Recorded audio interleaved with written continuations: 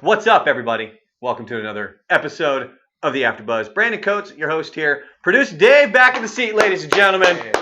Oh, I forgot to tell you. So he sent me a very nice Facebook message thanking me for the nice words that I had for him. Dude, no, seriously, like producer Dave here is the man. He's the whole reason that this thing actually functions at the level that it functions at, and it's not just me talking on a camera where things don't sync up. Because if you're wondering why we're a little bit late today, we're noticing that some of the audio was a bit off. So there's just some settings that need to be fixed.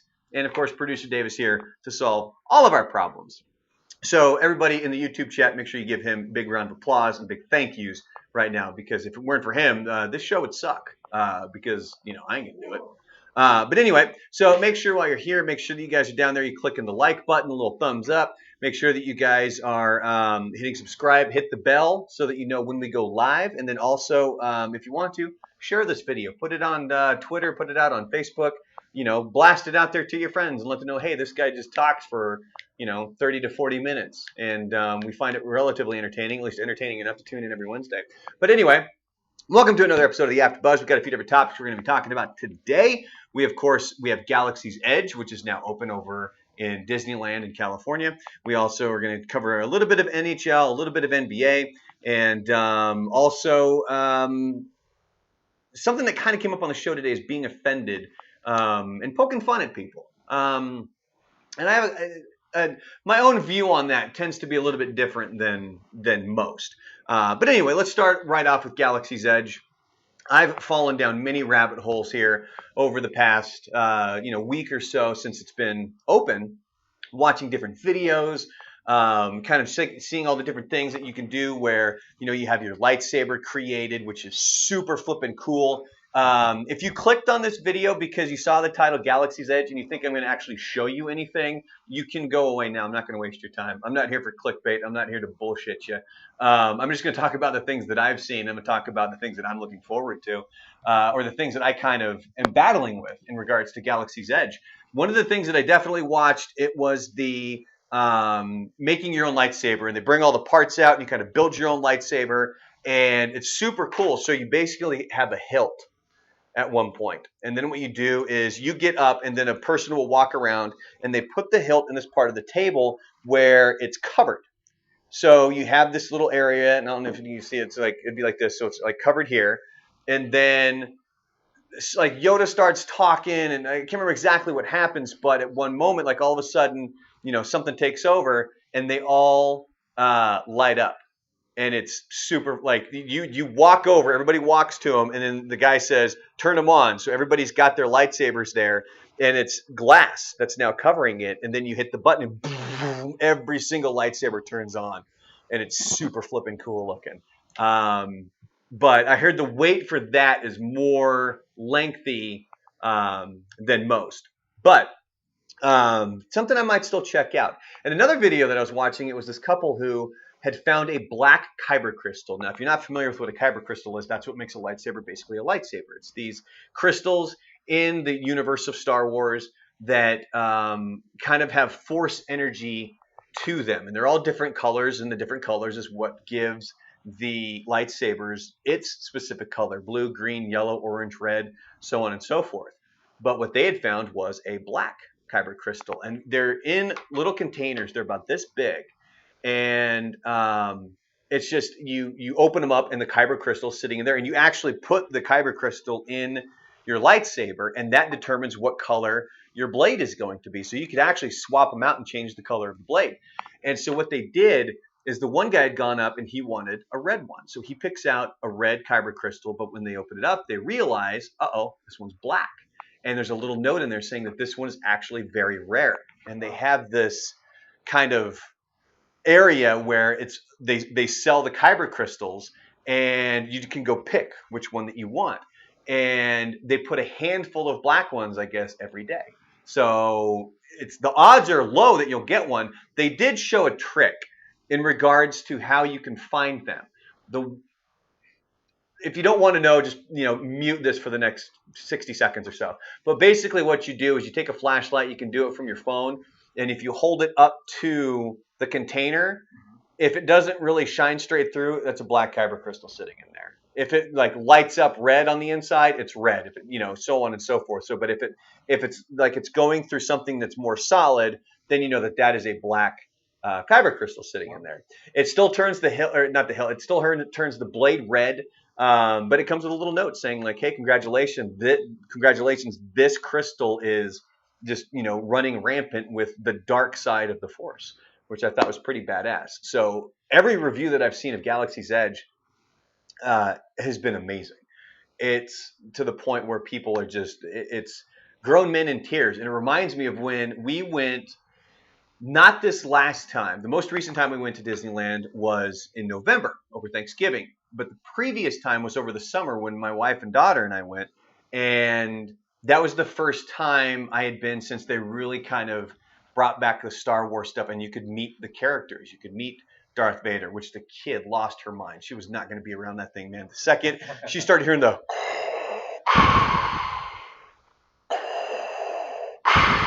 she starts screaming, but thankfully this is the thing that Disney does great. Like they realize like, well, that dad wants to get a picture with Darth Vader, but the kid can't take it. So they have somebody there to take the child to walk them over to the other side so that they can get there and they can basically, wait it out while the parents get the picture with Darth Vader. But I'm not going to lie, dude. I got choked up when I met Chewbacca. I know it's just a dude in a suit, but I'm telling you, when you're around it, like, holy crap. And my wife kept telling me, she's like, you should talk to him. Where I'd be like that. And the first time I met him, I'm like, I couldn't, I was in shock. I'm like, I know that's just a dude in a suit, but like, that's Chewbacca, like that's how cool that was, man. Second time I totally did. This last time during Thanksgiving, I totally did. But yeah, like they have these videos of these people in Galaxy's Edge. It's these adults that are just in shock and in awe of how in depth and how detailed this place is. And you look up like the drinks that they have, look up the different kind of food items that they have, and it's awesome, man. Like I can't wait to go, but I still think we're a few years from wanting to make it out there.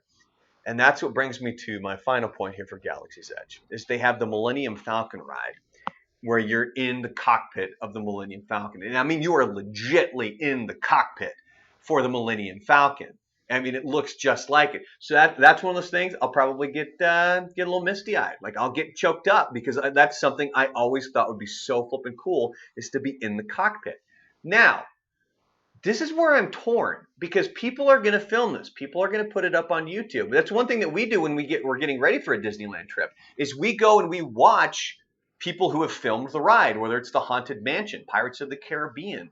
Space Mountain doesn't really count because it's too damn dark. But all of these rides, the Cars ride, Soarin' is a little bit difficult because of the size of the screen, but it's just it's fun to kind of get you ready because you already know what's going to happen in a lot of these rides, and it kind of gets you excited because it takes you back, it brings you to Disneyland. But I don't know if I want to ruin it. Like do I want my first time? Like, do I want to be a virgin going into it? Do I want the first time I'm actually there to be my first true experience, or do I want to check it out now? Because I know that even if and this is the reason why I might do that, is because I know that even if I do check it out now, I don't think it's going to diminish my joy of being there. You know what I mean? Like that's not going to make it any less of an experience for me if I know what's coming up or if I've seen one version of it before. It's not going to be that bad. But also it's like, maybe I'll want to wait for the surprise. Maybe there's a surprise that pops out and I don't want to know about that yet. But, okay, so Master Puppets in the YouTube chat is saying, do not record anything, enjoy the moment. That's not what I'm talking about. I'm not talking about me recording it personally. I'm talking about watching somebody else's recording. Because, as we're building up to a trip to Disneyland, that's what we do. We will go watch people's highlights, people's filming of things. Fantasmic is another great one. People who filmed Fantasmic, that nice, awesome show they do in the Rivers of America right there. That's an absolute blast. But for me, it's like, do I want to watch this now or do I want to wait? Has there been any movie that's come out where you were like, I'm absolutely not going to watch any of the trailers because I don't want any of the Not storyline plot? the closest was Avengers Endgame. Endgame? Okay. But I wanted to watch every single damn trailer. Like it didn't matter. I was going to watch every single possible trailer that I could. But even when it came to the spoilers, uh, that weren't technically spoilers, like Buzz's P Break blog that he wrote, I didn't want to read that. I didn't want any other possible information as to what was going to happen in this movie at all. That was it. I didn't want anything, and I thankfully was able to avoid it. And everything was a complete surprise to me. It was great. Um, so it's but see, and that's where I'm torn is because what if there is something really cool that happens? Like, what if there's like all of a sudden, oh, you're hit by something and like steam shooting out, and it's like, oh, and like the cockpit's been breached. Like, there's something cool. I'm talking myself out of watching it now. You see, like, do you see me changing? Yeah, Like I'm leaning one absolutely. way, and all of a sudden it's going the other direction. So as of now, I'm not going to watch it. But I will watch some of the other things that you can do and experience over in Galaxy's Edge. Because another ride that I've been possibly thinking about, the new Jurassic Park ride, Jurassic World. So they've gutted that thing at Universal, and they're redesigning the ride, and I want to see it. Like this is one that I don't know when we're going to make it to Universal again. So for me, in the back of my mind, I'm like, you know what? I'm just going to watch it once it's up. I think it's going to be built here in about like a month or so. So I'm just going to go ahead and watch that one just to kind of see what goes on. Because even then, it's vastly different seeing it on a screen and witnessing it live. You know what I mean? Like when it comes to the movie, you're still just seeing it on a screen. Whereas this ride, it's a full immersive experience, and my gut would be, oh man, see, this is the problem. Because if I watch it, then I'm gonna know what's gonna happen. That might completely change. Fuck, now I don't want to watch it. I keep talking myself out of this stuff, man. But maybe that's what this is for. Maybe you know what, the AfterBuzz isn't for you guys. Sorry, it's for me to talk myself out of doing things and for me to talk through my own damn issues. This is a psychology session. It's quite frankly, what this is. It's me going through psychology session, assisted by producer Dave and everybody here in the YouTube chat. So welcome. Thanks for arriving at Brandon's psychology session. So we'll move on. So that's really all I had for the Galaxy's Edge there. Tonight, Game 7 of the NHL Finals. Holy crap, I love Game 7s. Doesn't matter what sport it is. I absolutely love Game 7s. And uh, it's, I lean towards Boston just because of the whole New England Patriots thing, and it's in Boston. It was funny because Buzz said on the air today he was originally kind of rooting for St. Louis just because he feels like Boston kind of wins everything, and quite frankly, over the past 20 years, Boston has a crap load of championships between the Bruins, the Patriots, the Red Sox, and the Celtics. There's just a whole crap load of titles there. And St. Louis, I don't think they've ever won an NHL title. So it'd be kind of cool if they did win. But I got to be leaning a little bit towards Boston on that one. But yeah, if you don't like hockey or you don't really watch it, you can just tune in tonight, maybe to the final couple minutes. You don't even have to watch the whole game because man, it is just super, super exciting if it's a close game. Now, if it's a blowout, that's fine. Like I really hope it's not a blowout. If it's a blowout, that's going to suck. But if it's a close game, I'm telling you, NHL hockey Game 7, even if it's not the finals, even if it's just the first round of the playoffs, are just awesome. Like it's so flippin' exciting. Which now brings me to the whole NBA thing. Um, and the fact that we're going to have Game 6 coming up tomorrow night in Oakland. Kevin Durant, he's done. He's probably done for next year. Feel bad for that guy because he came back, pops his Achilles. Have you seen the replay of that? Yes, yes, I have. That looks pretty Oh, bad. they've got like the slow mode replay, and you can see it. It reminds me, there's a few years ago with the Blazers when Wes Matthews popped his Achilles, and you can see him, and as their leg comes down and their foot hits, and then you just see it like here, and then you can see their calf like shake. And it's just Oy, it makes your Achilles hurt and you feel horrible for them. And what sucked even more about that season, the Blazers had a damn good team that year. That was when they still had Nick Batum, Robin Lopez, and I believe that was the final year LaMarcus Aldridge was on the team, and they could have made a deep run into the playoffs, but unfortunately he popped his Achilles And there was who was the other guy that the Blazers had? God, that year it was somebody that they signed or somebody that they traded for. And this would have been maybe 2013 or 2014. I can't remember exactly which one it is. I'm just going to kind of ramble here while I look up the damn. No, it wasn't that year. Man, what? Aaron Aflalo. Aaron Aflalo is who it was. I didn't even have to look it up off the top of my head, baby.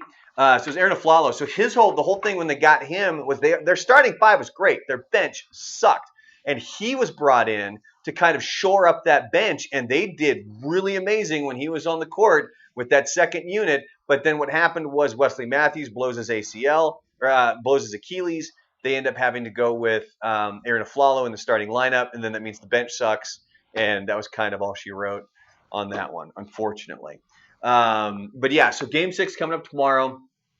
I really want Toronto to win it, but I'm also torn as to whether or not I want Golden State to win so we get a game 7, like 2 game 7s. Like, how cool would that be? Like, that'd be the most amazing thing. I love game 7s. Game 7s are amazing.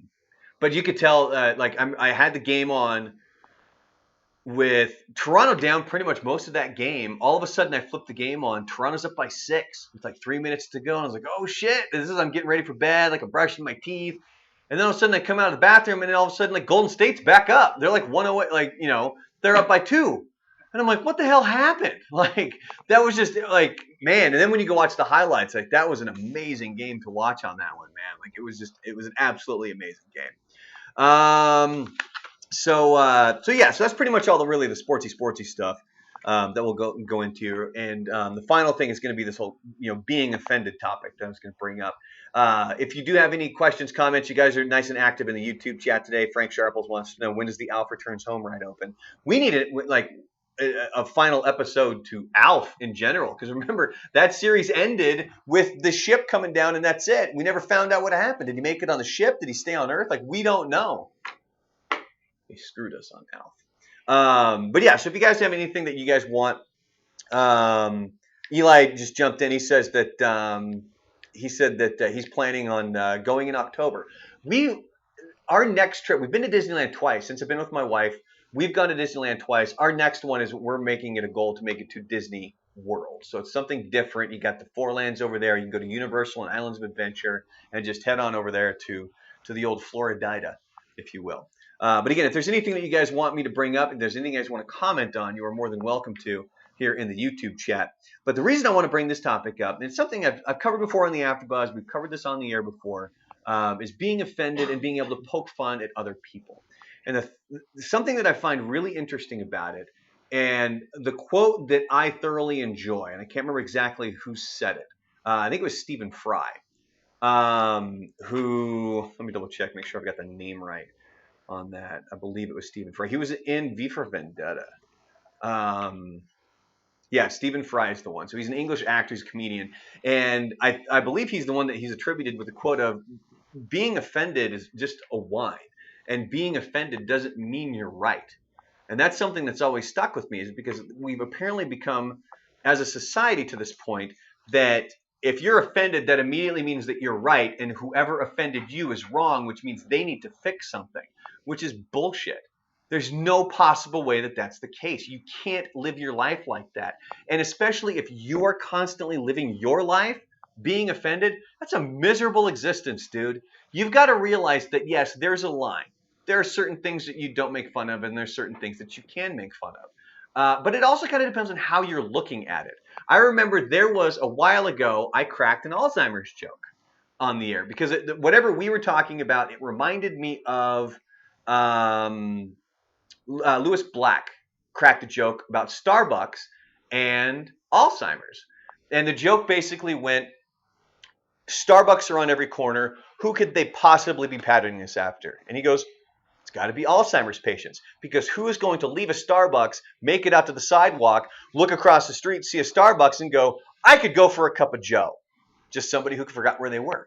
So I cracked a joke kind of similar to that, and this one guy called up and he was pissed. He was livid. My dad's got Alzheimer's. You're a piece of shit. You don't know what the fuck I'm going through. You don't know how it tears a family apart. How dare you say something so fucking derogatory? And I was like, wait a minute. I go, you're assuming that I've never been affected by Alzheimer's, that I've never witnessed it, that I've never seen how it can tear a family apart, that I've never seen how difficult it can be to have a family member with Alzheimer's and how it affects everybody around them. Guess what? I have. And I choose to look at it a different way. I am choosing to try to find humor in something. Now, yes, there is a line. Like, yeah, there are certain things that you just can't say. But that doesn't mean the topic is completely like off limits. That doesn't mean you can't try to poke fun. You can't try to find the humor somewhere. And the problem is generally it's if something has affected somebody deeply, then that's an issue for me. But I'll laugh at this joke over here because I don't have much experience with that over there. I really don't care about that. Maybe it's like a joke about a little person, or maybe it's a joke about something else. And it's like, oh well, you know what? I can laugh at that because I haven't been affected. But you're a fuckhead for saying this Alzheimer's joke that you said on the air, and that's what is just so stupid when it comes to being offended. It's okay to be offended, but it's better to forgive and forget. And the fact that what you need to do, if somebody says something that offends you, if you want to bring it up to them, that's perfectly fine. But don't in any way think that you're going to be changing this person's mind. You're going to alter who this person is or anything of that. Just because you're offended does not make you right. And as long as I live, I'm always going to live to that motto, is that just because you're offended doesn't make you right. Now, will I say some stuff that occasionally goes over the line? Absolutely. And if I do, and I feel it, I'll apologize for it. I will never apologize because I'm being told to apologize. Like, that's something I'll never do because that offends me as a human being. And that's something that's weird, is that most people think that when somebody says that, oh, well, they're just joking. No, it offends me that you think that, like, oh, well, he said something on the air, or this person did this, or this person did this, they need to lose their job, which tends to be the extreme that we go to now. It's like, oh, well, I'm offended, they need to be fired. Where's the middle ground? Like, where's the discussion? Where is the learning from each other? Where is understanding, like, this person's got a different background, I have a different background, maybe we can learn from each other. Not, fuck it, that person over there offended me, you just need to go to hell. And that's you know what? And growing up in Portland, I got a lot of experience about this shit because there are a bunch of pussies up there, and I'm not joking. There's a whole bunch of people up in Portland, Oregon, whose painters are so fucking bunched up that they don't know how to take a goddamn joke, and it's disgusting. It's one of the reasons I don't want to move back because it's horrendous. Like, I remember there was a time where I cracked a joke about LaMarcus Aldridge. It was when he left Portland, and what did I say? Oh, it was on the country station, which of course, it's soccer moms and shit like that, so they're gonna get bent out of shape anyway. And I cracked this joke about, hey, when you get to San Antonio, make sure you head to the doctor because you might have caught something because you just screwed the entire city of Portland. And like, I thought it was funny. See, producer Dave thinks it's funny. So this mom writes this fucking email and she's like, I don't know who said it, blah, blah, blah. Which, by the way, if you ever listened to me on that station, my name was Austin. Like, I legit, like, was Austin on the country radio station. So, and she's like, I can't believe blah, blah, blah, blah, blah. How dare you fucking, have somebody like this on the air on the radio station that I choose to listen to with my children. And I fucking responded to her and I said, you just answered your own question. You choose to listen to this radio station. And then I also looked at where she lived. She wasn't in our radio market, so she wasn't getting a fucking diary or a PPM meter. So the company wasn't going to give a shit because it's like, you know what? You can leave. You're not rated off for our station anyway. Fucking go away. Go listen to some other radio station. But that was the thing. It's like, you're the one that chooses to listen to this. If you don't like it, fine, turn it off. I'm on for like 3 to 4 hours every Saturday and Sunday. That was it. I did weekends on the country radio station. But if you're that bent out of shape about a joke that, was a little chuckle, got to get a little chuckle out of producer Dave over there, then that, you know what? Turn it off. I really don't care. But I'm not going to spend my time being concerned with what offends people. I know my own intentions. I know the kind of person that I am. I know my upbringing. I know the kind of heart that I have and how I, want to interact with other people. And all these other things that have more to do with my relationship to people as a whole that I know comes from a good place. And if you're going to choose to be offended by something that you don't like, that's on you. That's not necessarily on me. Now, again, if I overstep my bounds, if I say something a little wonky, then yeah, absolutely, I'll apologize for it. But other than that, yeah, go fuck yourself. Like it's not worth my time. Um, I need to let me see here. Let me check in the YouTube chat here really quick because they're getting ready to wrap up this edition of the After Buzz. David says I'm offended about being offended. But see, that's the thing. Like you might be saying that as a joke, and some people do, but for me, it's like it offends me that you get so offended about things. Like it's like grow up. Like how old are you? Let me see here. BC says, I stay away from places where people are easily offended. Well, no, you're not going to go to Portland. Because it's not worth it, man. Like, it's not. They're just so bent out of shape up there. And it's the funniest thing. It's a bunch of fucking white people who get bent out of shape that the people that should be offended by it aren't offended by it. You know what I mean? Like it's like their white guilt is so bad that it's like I need to be offended by this. But the people who should be affected by it and offended by it, like, no, we don't care. Like, why are you so bent out of shape? It's Portland. It's got to be the rain, man. It's people sitting inside all day, cooped up, getting pissed off about things that don't matter. Let me see here. Eli says my father passed away from cancer, but I don't get offended by cancer jokes. Like that's the thing. You know, if we choose to look at the humor of it, my mom just lost her boyfriend of 5 years, Gary. Was just back in town for his funeral. If somebody cracked a cancer joke around me, like I might think like for me personally, because of my own personal experience in that moment, it might sting a little bit more just because of the experience that I went through. But that doesn't necessarily mean I needed to be super offended and not like this person because of a joke that they made. Like, there's no reason to be concerned with that. Let me see here. Hold on. God, I hate how it scrolls on this stupid thing. David says, "Tell us how you really feel." And that's my therapy session here. I'm opening up to you folks. That's what we're here for.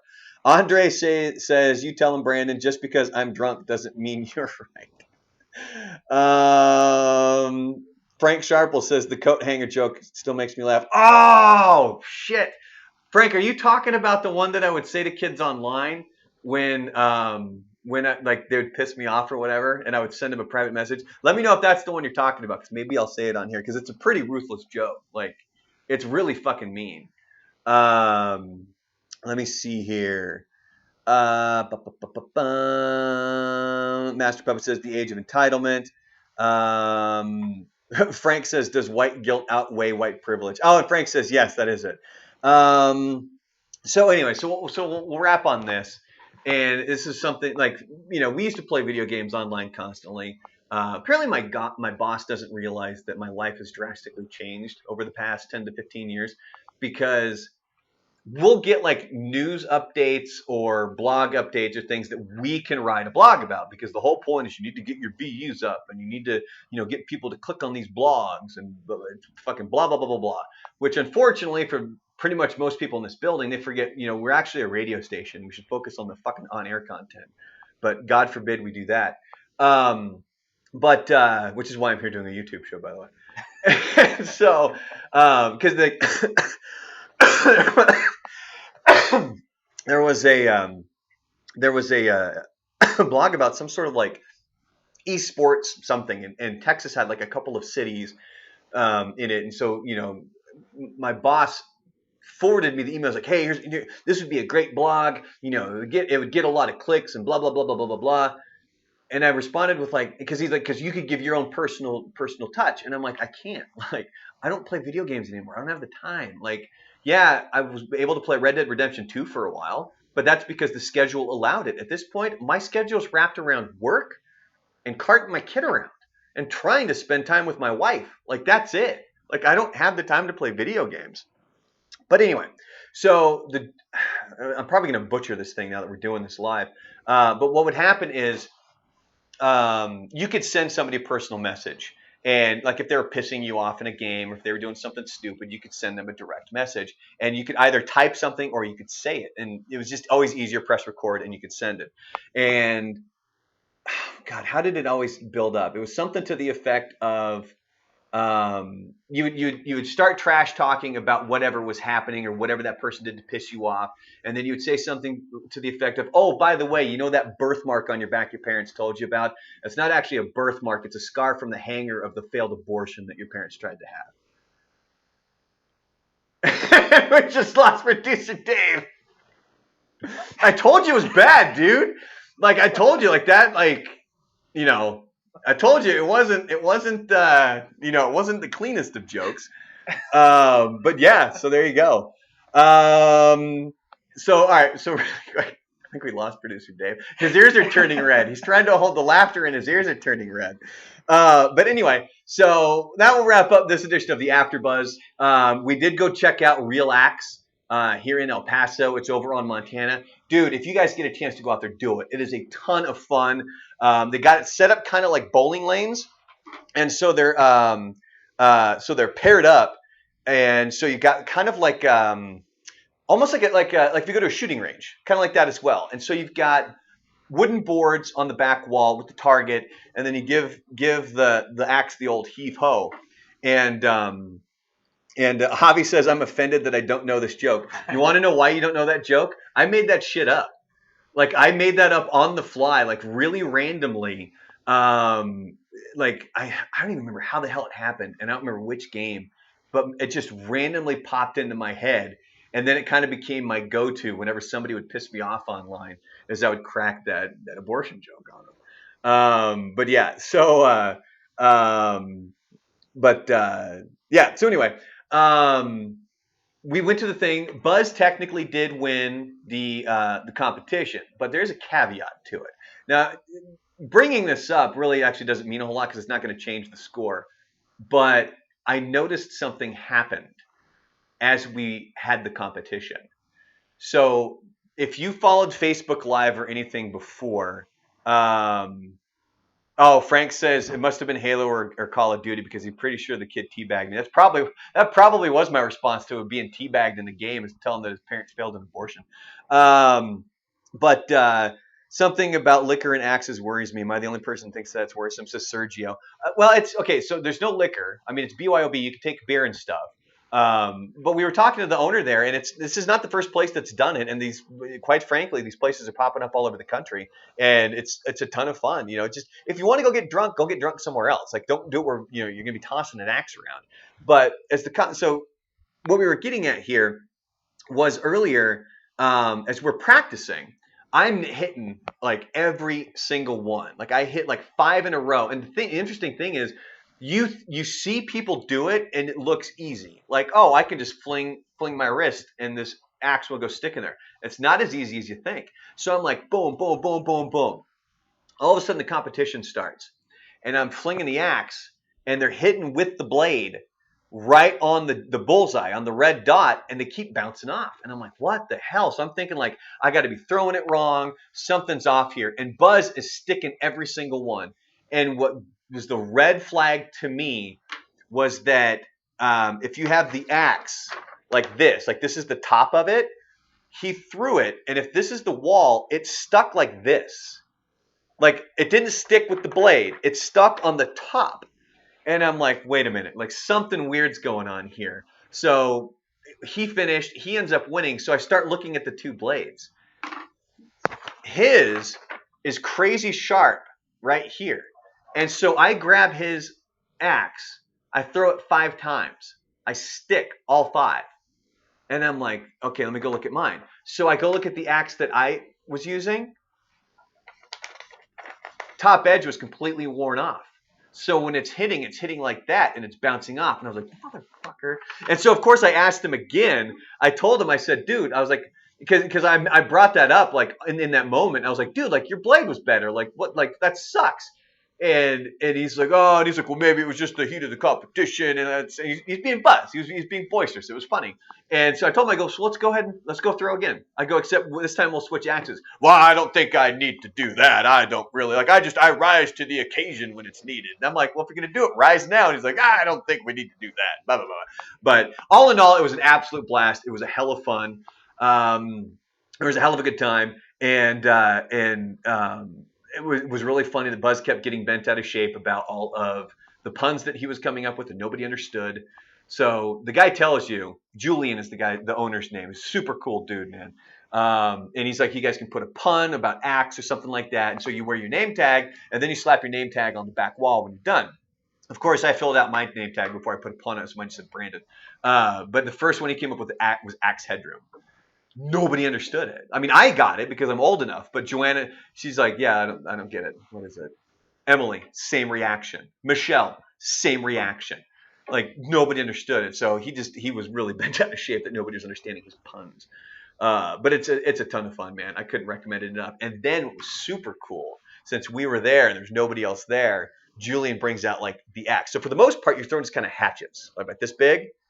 So he brings out like the axe. Oh, that one was so cool, man. It's so it's such like the feeling is just so cool when you just go, you fling it and it sticks. It's like, oh, it feels so good, man. And the big one. So for some people, you're gonna throw it two-handed. Other people are gonna sit there and throw it one-handed. And I took the big axe, man, and I flung that thing and nailed it first try. Just bam, and it felt so good. Let me see here. Cobra Commander says, what were the puns? So it was Axe Headroom was the first one he came up with. T. Hawk, as in I'm guessing tomahawk or Tom. No, he said Tommy. He's fucking idiot. He should have spelled out Tommy. Tommy Hawk, as in tomahawk. But of course he didn't do that. And then the other one he came up with was Dr. Axe the Destroyer. So it was Drax the Destroyer. And it was to the point where there's a reason we record some of the bits on the show, because when he's not getting the laughs, he digs himself deeper and deeper into the hole, and he makes it worse and worse and worse. And then he gets even more pissed when nobody's laughing at it. So it was pretty entertaining. I think some of those videos are up over on Facebook right now. I know it was put up on Instagram yesterday, and I think we're working on a full video. All in all, where, spoiler, you get to see Buzz win, and he got to sit like on the throne with like a Viking hat and stuff like that. So it was super cool. But on that note, producer Dave, you got anything, my man? Good. Nothing at all. We missed you last week, Happy buddy. Father's Day. Happy Father's Day to you as well. Hopefully the family. What? Okay, really quick before we wrap up, for Father's Day, do you want something or? No, not at all. As a matter of fact, I think on Father's Day we go out and do stuff for the family. We go cook out. We go. Do you get gifts from the kids? They'll maybe give me a little something, yeah. Like they'll make something, like maybe they made something in school. Right. Except I remember last year, my kid made something in school, but which was like ended a few weeks prior. Right. Saved it until. But for me, it's just kind of like, can I just get one day without whining, please? But no, like I enjoy. We pretty much, we'll go to church that day, and then we'll head off to, go be with the whole bigger family. Oh, and we get to play which one of these is not like the other, because it's a picture of me with a bunch of Mexicans, because I'm the only white guy, and I'm like a foot taller than everybody. So it's like this one dude sticks out like a sore thumb. So that's what we get to do for Father's Day. So happy Father's Day to all the fathers out there. Hopefully you get whatever you want. I know growing up, like especially in some, like my friends' dads and other dads that I've known through the years, most of them are just leave me alone for the day. Like let me watch TV, let me watch golf, let me watch baseball, or whatever I want to do. Just go do your own thing and just let me relax. But I want to be around my family. Like I would thoroughly enjoy that, which is pretty much what we do anyway. But on that note, happy Father's Day to you there, producer Dave. Happy Father's Day to everybody else out there. Don't use that joke willy-nilly. Just remember, it's a very painful joke about abortion. And if you don't know what I'm talking about and you're only tuning in right now, rewind about 10 minutes or so. But on that note, have you guys a fantastic Wednesday. And remember, click the like button, click the share button so you can put it out there on Facebook so people can check it out, all this other stuff. Subscribe and make sure you hit that bell so you get the notifications. And on that note, have yourselves a fantastic Wednesday. We'll see you next week for the After Buzz, same time, and then tomorrow morning, 5 a.m. Mountain Time for Buzz Adams Morning Show.